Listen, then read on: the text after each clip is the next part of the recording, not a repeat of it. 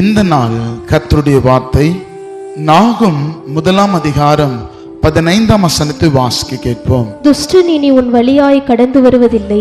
துஷ்டன் இனி உன் வழியாய் கடந்து வருவதில்லை. ஒருவேளை நீங்க போகிற எல்லா இடத்திலும் உங்க ஆசீர்வாதத்துக்கு எடுக்கத்தக்கதாக சில மனிதர்கள், சில விதமான சத்துருக்கள் எழும்பின நாட்கள் மாறி கர்த்தர் அவை எல்லாவற்றையும் மடக்கடைக்க பண்ணி கர்த்தர் உங்களுக்காக யுத்தம் பண்ணி அந்த துஷ்டனுடைய எல்லாம் சகலவிதமான அந்த கிரியைகளை அழைத்து தம்முடைய பிள்ளைகளுக்கு ஆசீர்வாதத்தினுடைய நீர்கால்கள், ஆசீர்வாதத்தினுடைய பாதைகளை தம்முடைய பிள்ளைகளுக்கு கர்த்தர் கொடுக்க விரும்புகிறார். இனி எந்த மனிதனை குறித்து கவலைப்படாதீர்கள். அவர்கள் உங்களை மேற்கொள்வதிலே கர்த்தருடைய கரம் உங்களை மேற்கொள்ளும். கர்த்தருடைய கரம் உங்களை வழிநடத்தும்.